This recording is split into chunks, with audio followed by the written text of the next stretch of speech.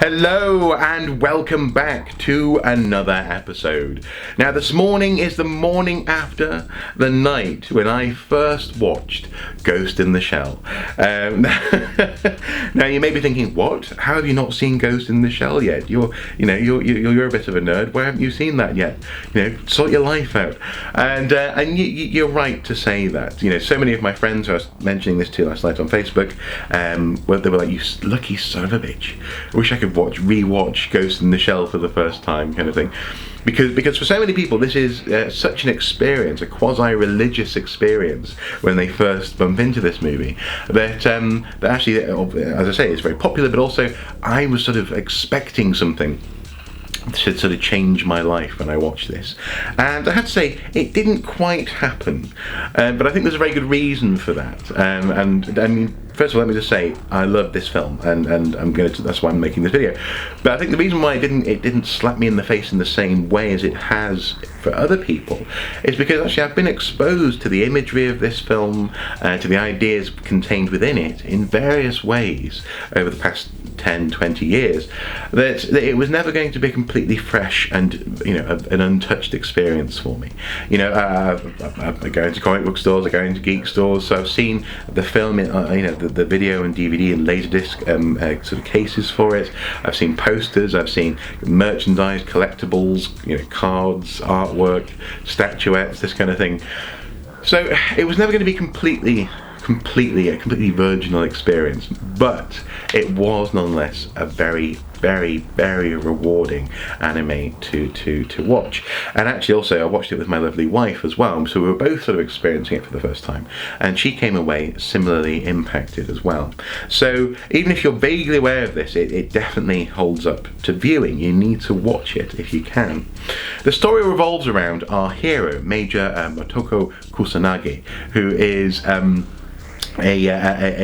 major in a sort of a governmental department called Section 9 in a fictional city in mid-21st century Japan. And Section 9 is all about combating terrorism, cybercrime, and generally I suppose they're kind of like the FBI of this particular universe, or this world at least. But also counterpoint to Section 9, at least in this story, is Section 6, which is sort of a bit more like the CIA. They have an international focus, and they also have more political machinations as well going on in the background. So the story revolves around Major Motoko, and she is actually a cyborg. It's very strongly hinted, suffered some sort of accident as a younger person and was pretty much rebuilt from the brain up, as it were. Pretty much just bits of her brain are her original self, and her body is a combination of sort of organics, human and machinery, which has been knitted together. In fact, the opening of this movie is that process occurring, and so in that sense it really sets out its stall. It kind of shows you who the character is, a hint at some of the themes through the visuals that you see, and I will come back to that, but also as well tells you this film has remarkable CGI and animation combination elements. Be amazed. And so that's again partly one of the reasons why I think this film didn't just go and impress me, is because I have also seen some of this stuff as well since. This for me isn't the first time I've seen it, but you can tell that they were really enjoying, really showing off what was cutting edge animation technology in 1995. So again, the film makes an impression right from the very start. Her sidekick rather say, is Batu, who is an older gentleman. He's sort of like a stereotypical sort of Schwarzenegger type looking guy, but he's also been modified, but not to the same extent as the Major. And the two of them have a very good working relationship. This comes out in there's a scene where the Major has gone diving, even though she's in a body which weighs a lot. It's essentially metal. She likes to risk diving, as he puts it, risk diving, because it gives her a sense of freedom. And they have this sort of conversation about how they are both themselves inside their heads, but also as well they do belong to an organisation, to a corporation, to people who have to keep them going. They need fine tuning and And essentially they need to go back to the garage every now and then to keep their bodies going. So that's a very interesting conversation, an interesting dynamic that the two of them have. There's also a guy called Togusa in the team, who has been recruited not from a military background, it seems, but rather from a police background. And at the beginning of the film, he's sort of asking, well, why on earth am I in this team? You know, he said if he's questioning his role in the team. But as Major Motoko says, without variation, we die. And actually, this is a wonderful introduction to this theme in the film. Without someone a bit different, then the team would just basically be ineffective. We need variation. We need people to see things differently. Otherwise, we are vulnerable to attack or just to disease or whatever on a species level. We could become vulnerable if we're all the same. So he actually, one of the ways that they highlight that he's different is that he has a certain, I suppose, shall we say, nostalgia for a six-shooter, and this sort of plays out through the film quite nicely. Now, they are actually chasing a hacker called the Puppet Master, and I won't go into too much detail about the Puppet Master and how his story plays out. Safe to say that it's very clever, and it really makes you think once again about the central themes of this animation.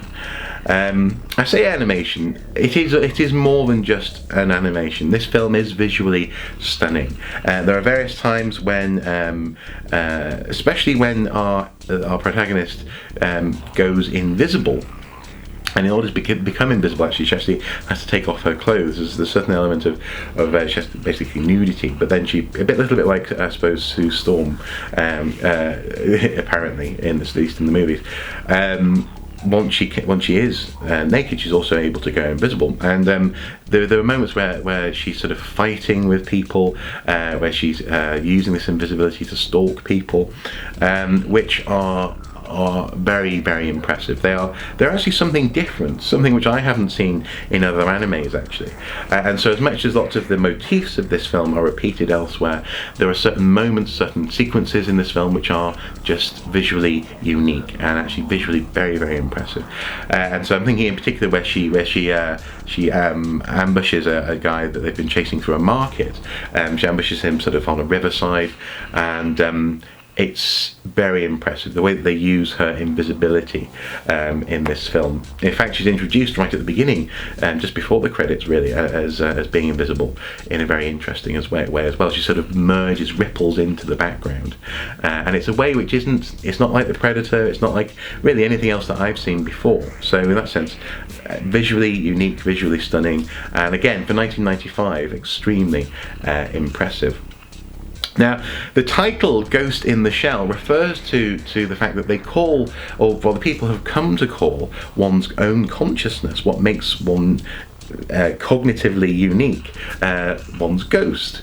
And it's all about the relationship, in that sense, between what's in your head, what your body is made out of, ownership of that is to say what's in your head, and ownership of one's body, the ability to rewrite and change that. There's a person in this film who's been a victim of essentially brain hacking, and the relationship, I suppose, between individuality, corporate property, meta identity, species versus individual.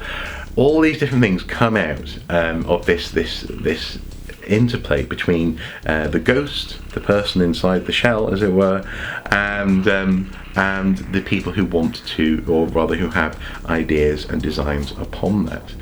At times, these themes come really crashing together when people who are suffering the crisis inherent in some of these themes are having to question their own reality. And in that sense, this film deals very much with themes which we've seen in films like Blade Runner and Terminator, but it takes its place amongst those films in its own right. This is not a rip-off of those films, although obviously most futuristic films in some way owe a debt to Blade Runner in one way or another. Certainly that type of visual aesthetic. This film is tackling this from I'd say a more philosophical standpoint than anything else. And therefore, again, watching it is one experience, but then thinking about this film is an entirely other experience. And for last night, as I was getting ready to go to sleep, I was doing lots of thinking about the themes which were presented to me in this movie. Now, at times the dialogue can be a little bit heavy-handed, handling these themes and these questions, these very important questions, in particular the questions which the Major is asking of herself, of her own existence, in a slightly ham-fisted way. This is partly, I think, because of the nature of the English dub that we were watching. It wasn't the best dub I've ever seen, in so much as it felt at times stale. It felt like people were just reading a script as opposed to actually having a conversation and actually struggling with the things that they were talking about. But this is 1995, and really, from there back to the 80s, the standard of dub on an anime varied greatly. So I'm certainly not going to mark down the movie for that. But something else which really struck me in terms of, again, the themes of this is the use of nudity and violence. The fact that right at the beginning of the film, in the opening sequence when we see the Major being birthed, there is some striking nudity, and you immediately go, oh, okay. I sort of looked at my wife and went, oh, okay, interesting. And all the way through, the fact that she has to become nude in order to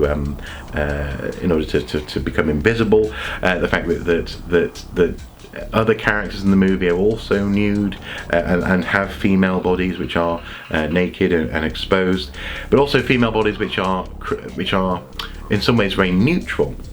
It actually helps to sort of tie the movie in a sort of physical reality. It brings everything down from being a high convoluted sort of meta-digital, psychological, spiritual experience, an experiment, and actually reminds us that all of this is rooted in bodies. It's rooted in a physical reality, and this is part of the conversation which is occurring.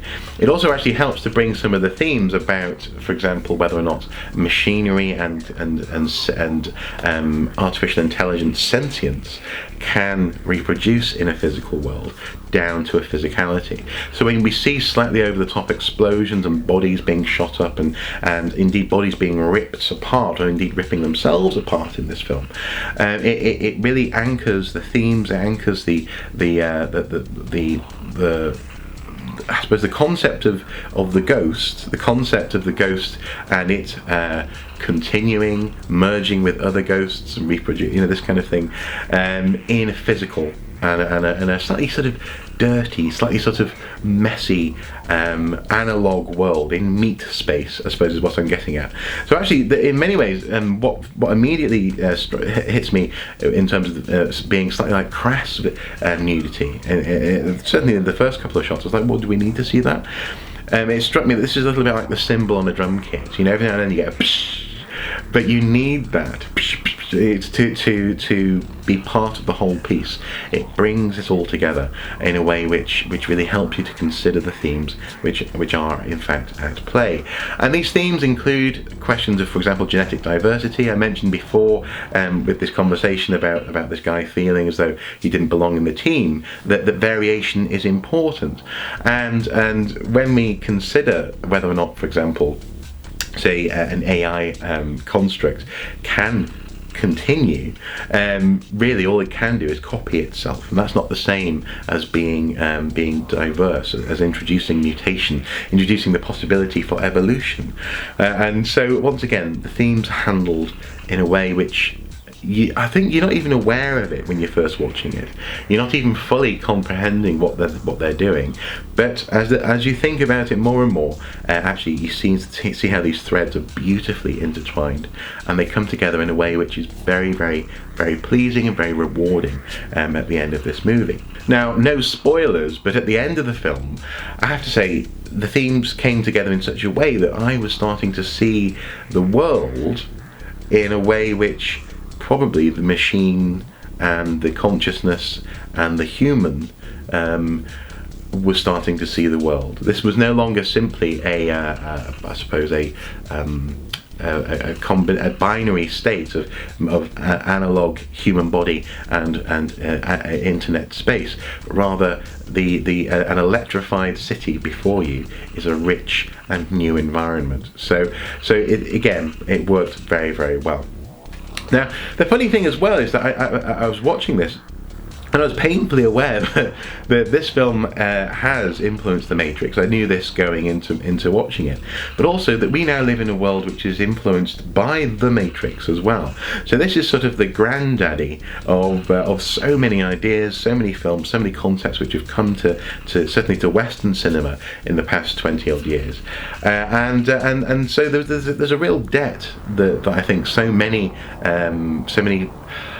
stories and so many universes which have been built since then owes to this movie, and so you can see the DNA, no pun intended there, but actually in some ways, in a meta sense, this film has passed on its DNA in the same way that we see the themes of the movie play out. And so I really, in watching it and in owning this DVD, I really feel as though it's an opportunity to sort of to reflect upon that, and also pay a little bit of homage to the fact that this film is important and has been so important for so many films which I've watched over the years, and indeed so many films which I love. So that's also been a very rewarding element to watching it. So there you go. That's been my initial reaction to watching Ghost in the Shell. Literally watched it less than 12 hours ago, but it made such an impression, and it's been such a rewarding experience for thinking about the film as well, that I simply had to make a video telling you about it. If you haven't watched it yet, definitely go out and get hold of a copy. It's not too expensive these days.